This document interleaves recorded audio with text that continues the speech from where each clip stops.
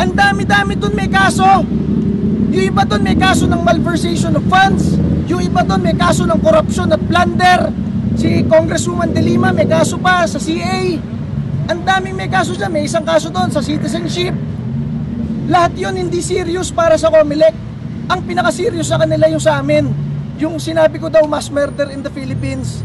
Binoto kami ng 2 milyong Pilipino. Diba? Ano sabi nung Kabataan Party List? Deserve daw namin to. Binoto lang sila ng 300,000. Kami binoto ng 2,300,000. Bakit ganun ang mga Pilipino? Dahil naniniwala ang ating mga pulis, sundalo, OFWs at milyong-milyong Pilipino na yung ginagawa namin, yun dapat ang gawin. Sino ang kaisa-isang nag-file sa Kongreso ng panukalang batas para ibalik ang death penalty para sa mga kurakot, mandarambong, teroristang NPA at heinous criminals? Walang iba, Duterte Youth Party List lang. Sino ang nakikipag-away para ang inyong mga anak at apo after nyo alagaan ng ilang taon ay hindi ma-recruit ng NPA sa kolehiyo? Kami lang nakikipag-away doon.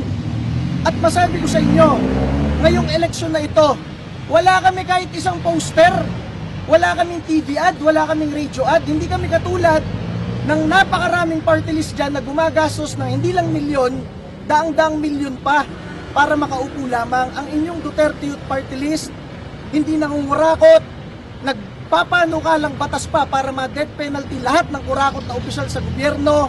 Kami ay ibinoto nyo, hindi dahil nagbayad kami, wala kaming inabot kahit piso, ibinoto nyo kami dahil gusto nyo kahapon sa proklamasyon, maproklama ang inyong Duterte Youth Party List para patuloy na makipaglaban sa Kongreso. Bakit hindi kami pinayagan kahapon? So ito ang solusyon, nakaisa-isang solusyon. Dahil napakaraming ginagawa ang COMELEC na kapag ni-raise mo dito, sinasabi ng Supreme Court, grave abuse of discretion.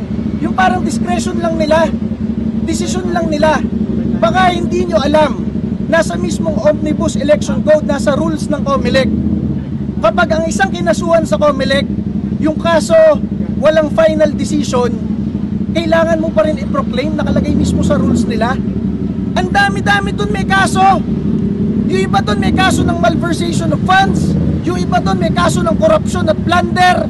Si Congresswoman De Lima may kaso pa sa CA. Ang daming may kaso dyan. May isang kaso doon sa citizenship.